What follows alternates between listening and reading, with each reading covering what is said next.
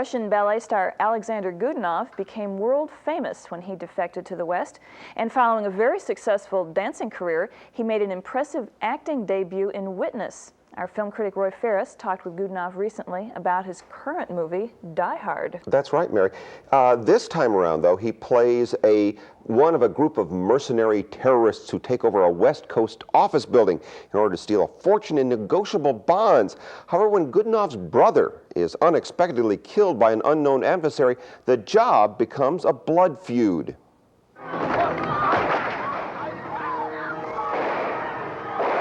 Bruce Willis is the unknown adversary, a New York cop who gets trapped in the building while visiting his estranged wife.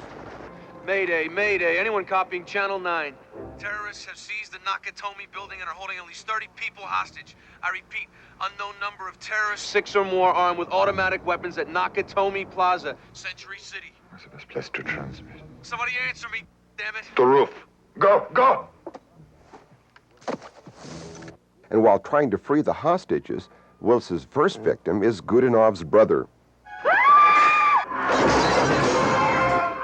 One blood, you'll have it. No one kills him but me.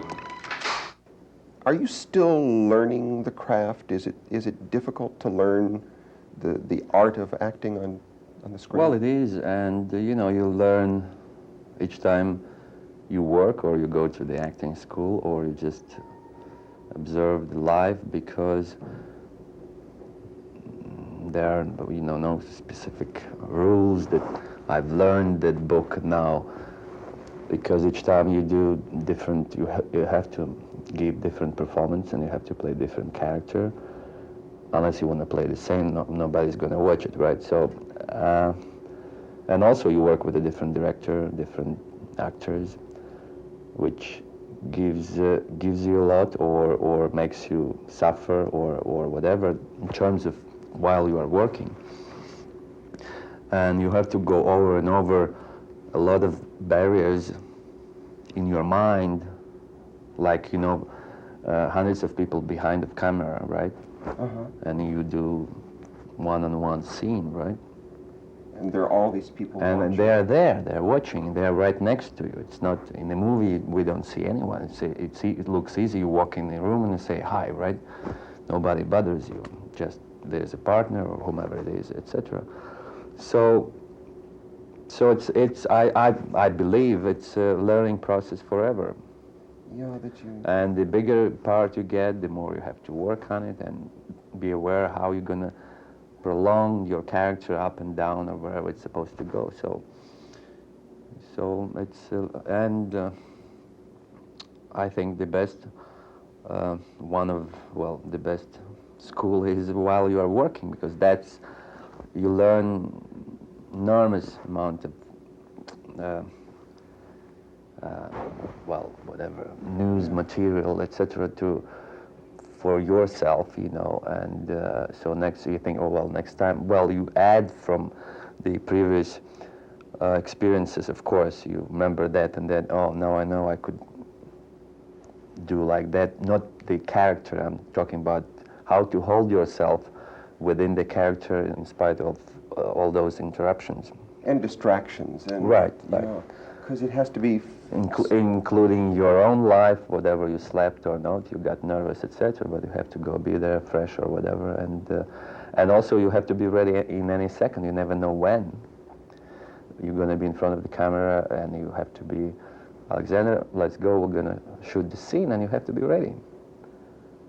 And you may wait for 10 hours, you may wait for half an hour, you might be right away in front of the camera and you just walk up, or whatever happened in your own life, you know. And so that's how to hold yourself with what you're supposed to do. That's the hardest part, I think. What is the joy for you when you can't have that immediate approval or... Well, I like the working process and the variety of, or I would say ability and variety of choices, because each take is different. As you know, if we would repeat the same conversation, we would talk about the same things, but it may be differently, right? Not exactly the same. So, and it gives you a lot of, and even before you start to work, you think, how would I do, or this character, how he could behave under certain circumstances. And if you start to think, you could say that way, or that way, or that way. What would be the best? So it goes on and on forever. Well, then you go on the set, director says, no, we'll do that one. So that's a new one. You know, I think he really enjoys the intellectual challenge that acting provides, whereas in dancing it's so much with what the choreographer had determined, or there's one set course. But acting really allows his mind to work, and I think he really enjoys that. It was fun to see him there. Not having seen the film yet, I'll have to hold off, but I gather he gives quite a good performance. He's arresting. Okay. Thanks, Roy.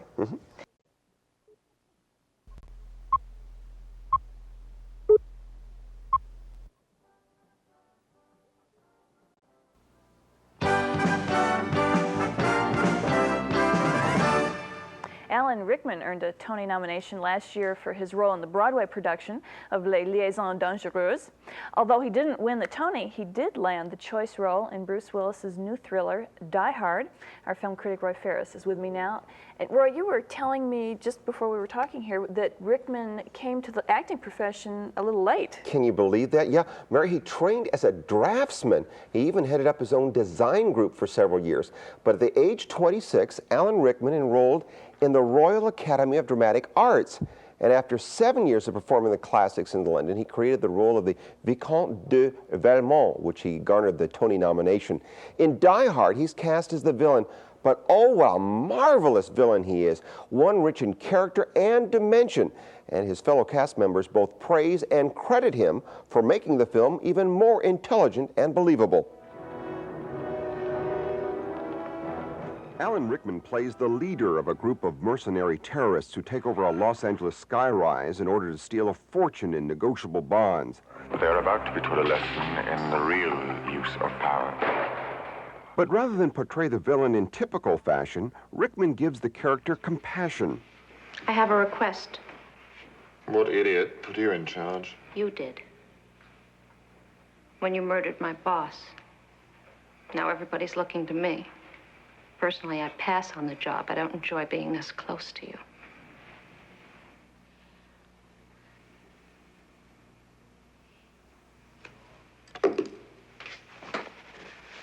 Go on. We have a pregnant woman out there. Relax, she's not due for a couple of weeks. But sitting on that rock isn't doing her back any good. So I would like permission to move her to one of the offices where there's a sofa. No, but I'll have a sofa brought out to you. Good enough? Good enough. And unless you like it messy, I'd start bringing us in groups to the bathroom. Yes, you're right. It will be done. All you ever do as an actor is you look at the text, you hope that that text is working for you, and then you try to work for it. And so some kind of balance has to go on there. I'm not quite sure how it works, but you open your mouth and hope that when the lines come out, you believe it, and the person you're talking to believes it, and then hopefully the audience is going to believe it. Now, in order to get that happening, then you've got to have a talk with the director. You've got to make sure you feel right in the things that you're wearing, that's telling the right story, and maybe the script has some sort of conversation going on where changes can be made, or the writer will come in and say, no, you don't understand, it should be like this because. As long as people keep talking, and as long as you realize that you're part of an honest process, then you're halfway there, I think. You were supposed to be the person, according to reports, that kept on asking why a lot during the filming. Does that come from your training as a theatrical actor? Is it that the training from England? Does that come from, where's the source of asking the whys and being so insistent about finding that out? Well, it is really my English theatre background, and specifically the work, I suppose, that I've done over the last 6 or 7 years in contemporary drama, where you're doing a play for the first time, and as I was saying earlier on, when you ask why, you just narrow your terms of reference. It's just a way of getting to the point, being specific, being accurate. If you're specific and accurate, then an energy is created. If you're being woolly, then there's nothing, you know, the audience doesn't know where to zone in, and nothing's really coming from a very strong source. You can sound like an actor, you know, you can make a line, but you can't make it ring unless it's informed by all sorts of background. What advice? I think every actor has got the right to fail and be dismal in something as much as they have the opportunity to be good, or should have the opportunity to be good if the circumstances surround them. So I would just make a little speech on behalf of all actors to, you know, you just keep the conversation going and don't treat them as objects, and then you have lots and lots of good work coming from actors. There are wonderful actors around, but there are also a lot of wonderful actors who aren't getting the jobs because of a system that rewards repetition. So, you know, for every famous name I could say, there's going to be an actor just as good who's currently drawing unemployment. In this film, I've talked to many people who have seen the film who wish that, that this character could continue on. I mean, here's the villain of the piece and had such depth and was so interesting, so many dimensions that people wanted to see more of him. I think Alan Rickman is going to become a major star after this. Whoa. He came across as a really sensitive, thoughtful, I mean, down-to-earth kind of guy. Absolutely, and again, the people in the cast, from Willis, Bedelia on down, all said Alan Rickman really created something special in this film by asking why. Okay, thanks, Roy. Sure. Good interview.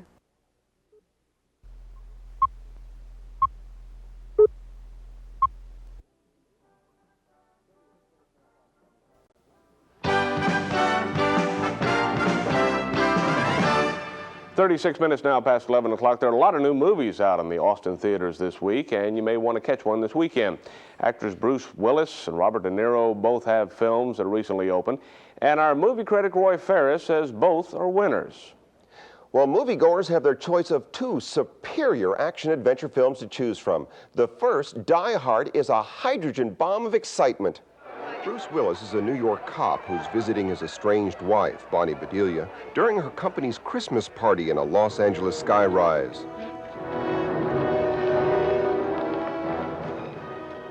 But when a group of mercenary terrorists seal off the building, Willis must single-handedly figure out a way to foil the killer's plans. This not only pits them against their superior training and firepower, but also against their intelligent and cunning leader, played by Alan Rickman. You are most troublesome for a security guard. Sorry, Hans, wrong guess. Would you like to go for double jeopardy where the scores can really change? These are very bad for you. Who are you, then? Just the fly in the ointment, Hans. The monkey in the wrench. The pain in the ass. Whoa. Check on all the others. Don't use the radio. See if he's lying about Marco and find out if anyone else is missing.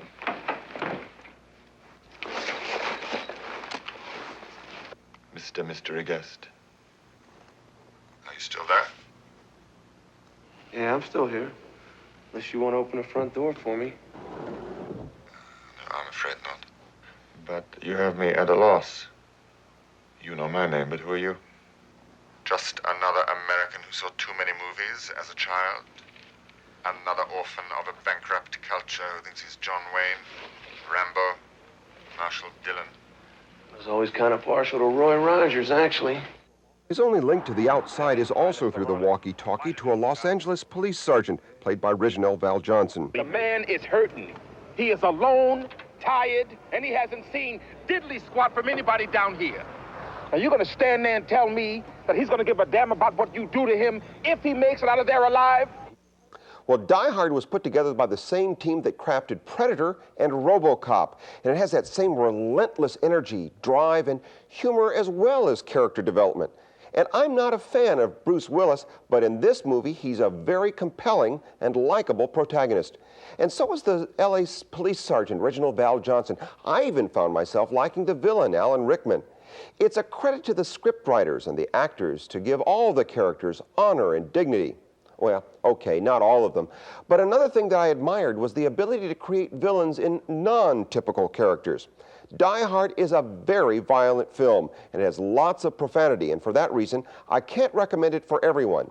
But if a 4-star film is one that you ought to make a special trip to see, or one that makes you forget that you're in a movie theater, then Die Hard deserves each and every one.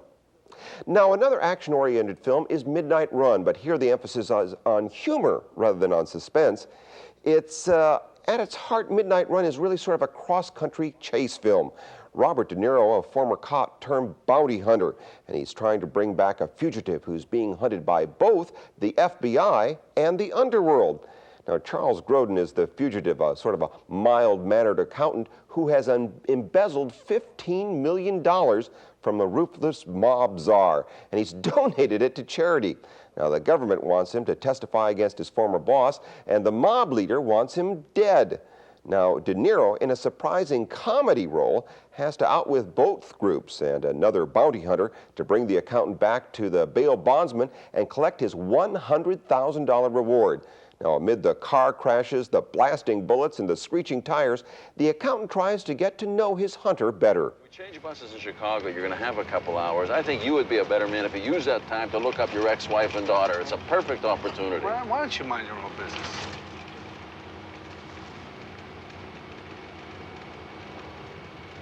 Let me ask you this. Why is it you haven't seen them in 9 years? Why? Yeah. Just to get you off my back, I'll tell you why. She married a police lieutenant, and I'm not very popular with the Chicago Police Department, okay? Why aren't you popular with Chicago Police Department? That's a holiday. What, do we know each other? Why? Why? What did you do? Why aren't you popular with Chicago Police Department? Something that really doesn't concern you. She hurt you, Jack? Yeah. I'm sorry. What are you sorry about? I'm sorry you're hurt. I'm not hurt. You just said you were hurt. I'm not hurt. You just said you were I hurt. didn't say I was hurt. You said I was hurt. I asked you if you were hurt, and you said, yeah, I'm hurt. That's because you made me say. You're starting to put words in my mouth. Jack, you're a grown man. You have control over your own words. You're goddamn right I do. So here come 2 words for you. Shut the up. 2 words? Oh, well. Midnight Run is filled with laughs and great performances. All of the minor characters have a life and a dimension of their own, showing the care in casting and script that overflows in this film. I award Midnight Run 3.5 stars, which means that if you're going out to the movie, put this one high up on your list of must-sees. It does, as that clip indicate, have profanity, and there is lots of graphic violence, but to a much lesser degree than in Die Hard. And I expect both of these films are going to go great guns at the box office this summer, so go see them soon. Thank you, Roy.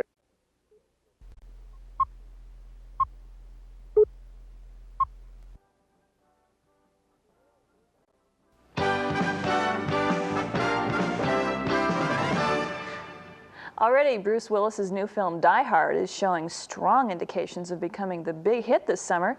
And although the moonlighting star is the featured performer, one actor is getting a lot of attention, Reginald Val Johnson. Our film critic Roy Ferris talked with him recently. You know, Mary, although Die Hard is Reginald Val Johnson's big hit, he's maybe best known as Crocodile Dundee's New York chauffeur. He was just a bit player, but after Die Hard, his career may take a sharp turn upward. You see, when Bruce Willis's character is trapped in a skyrise with a bunch of killer terrorists, it's Val Johnson who becomes the only link to the help and to the outside world. I hear you, partner. Val Johnson plays a portly L.A. cop who not only defends Willis from his inept police supervisors. The man is hurting. He is alone, tired, and he hasn't seen diddly squat from anybody down here.